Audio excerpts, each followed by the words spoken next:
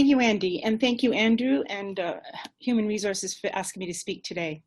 So we asked ourselves, how can we continue at some level to make music face-to-face in a safe and healthy environment during COVID-19? How can we continue to do what moves us deeply and meaningfully, that drives our passion? How do we currently engage with our students, and how might parts of that engagement change? What conversations will we need to have about content, pedagogy, and assessment? How do we decide which courses will be completely online and which ones will be offered in a blended model? How will we determine the percentage of face-to-face and online for those courses offered in a blended model? And what is our capacity from a physical plant perspective? Next slide, Chris. First of all, none of this happens without a team of individuals who care deeply about our students' experiences. The faculty and staff members and the various support systems across campus, including facilities management, human resources, IPB, Schulich, residents, the TC Eatery, the custodians in our buildings, experts on campus who are willing to meet with us and provide feedback to our ideas, the provost office, the president's office, and of course, my decanal colleagues. The number of emails that began with Dear Lynn, Elizabeth K, Ted, Elizabeth G, Brett, Jane, Matt, Chris, John, George, Eric S, Eric A, Franco, Michael are many. What has been affirmed to me as I talk with colleagues across Canada and the United States is that which defines two aspects of Western, that we care about our students and we place them at the center of our decision-making process, and that we come together as a team. So thank you.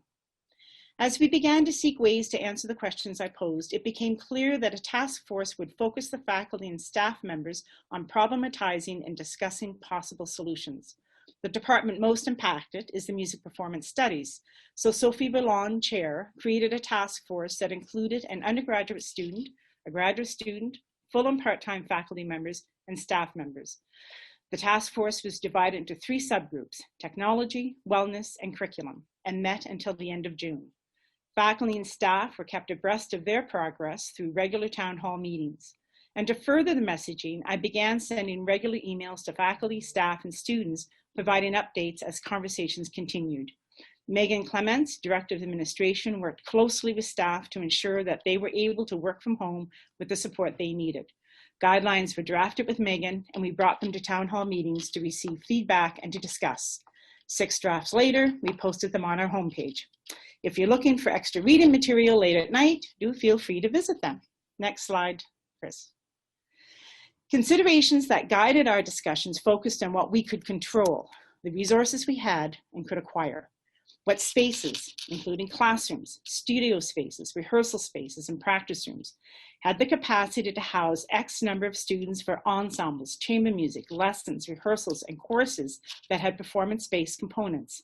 Thank heavens for the new building that has space. Maintaining the current schedule. How can we offer large ensembles in a truncated fashion that is dividing the ensemble into the allowed numbers per space and rotating students in and out of portions of rehearsals that are conductor, TA, or student-led? What content could be delivered online from an analysis and technical perspective? And how long can music be made before a break is required? Instead of a 2-hour rehearsal slot, we have limited the time to 30 minutes with 30 minutes for ventilation for wind bands and choirs before they return, 45 minutes with 15 minutes for ventilation for orchestra, jazz, chamber groups, one-on-one lessons, and the practice rooms. Ventilation systems. Thank heavens for the new building with 3 HVAC systems. Facilities management continues to work with us as we examine existing and emerging research and recommendations about air exchange, MERV 13 plus filters, and air purifiers.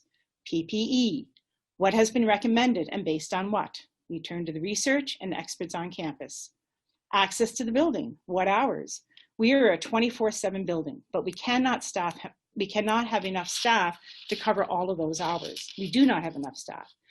How to monitor and who would monitor whether or not health and safety forms are being filled out before entering the building. So we decided on building ambassadors. Megan with HR organized and continues to oversee that team. To further add in contact tracing if the need arises, we place QR codes on each practice room and rehearsal space door. Students scan every time they leave such a space. The data reflect who was in which room at what time and for how long. Next slide, Chris. Masks, and not just face masks. We have bell masks for brass instruments, booties for wind instruments, and material to collect spit from brass instruments as instruments are drained. Next slide. Some of our faculty members were busy over the summer making masks and creating a welcome bag for their students that included cleaning materials in addition to the masks. So for brass, it did include that material to collect the spit that is drained from instruments on a regular basis. And we just might continue that practice post-COVID-19 and help out with the floors. If you ever need to create such a covering or a mask, we have the information. Next slide, Chris. Squares were painted on the floor of Paul Davenport Theatre, and a director's podium was built in the audience space for the conductor. And our 2 large rehearsal spaces, markers were placed in the floors. Each space reflects 6 feet distance in front, back, and to each side of students, but 9 feet for trombones in front for the slide extension. Next slide, please. This is an example of chamber music coaching, students and their coach maintaining physical distancing, each with a mask except for the clarinet player when playing, but wearing the mask when speaking. Next slide. In addition to the regular messaging, students were engaged throughout the process. I met with the FOMS president to gain feedback from what the student council members and students were hearing from each other. I hired a PhD student for the spring months to oversee gathering of data, current and emerging. Kelly finished her PhD last summer and began her first academic gig at Boston University this past summer.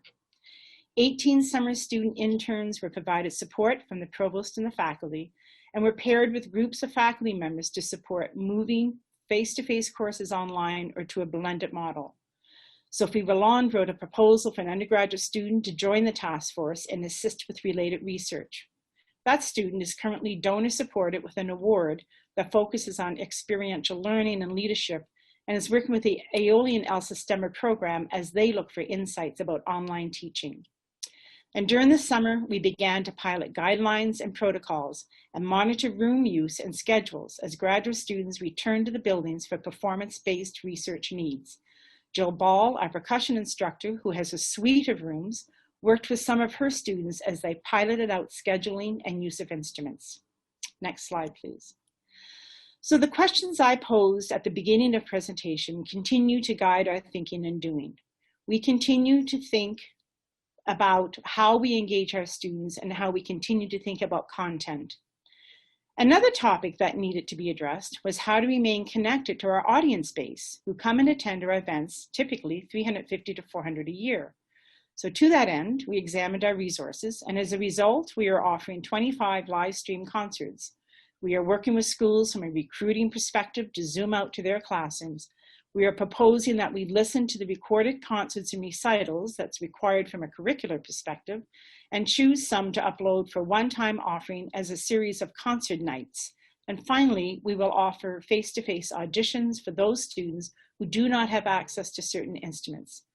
Others will be auditioned either via Zoom with an interview and interactions with our students, or will submit a recording and experience the interview and interactions via Zoom. Our last 2 audition days last March and April were via Zoom.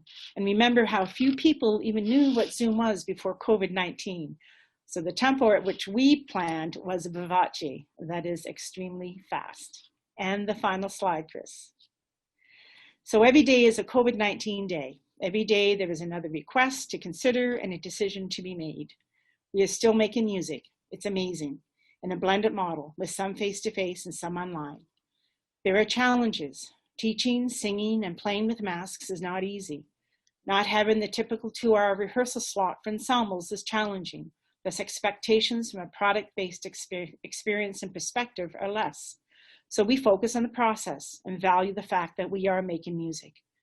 Finally, we look forward to the day when we can welcome the public back to our space, our audience members and those who participate in our outreach programs, such as the New Horizons Band and Young Winds program. So in the meantime, check our website for the live stream concert dates. Thank you.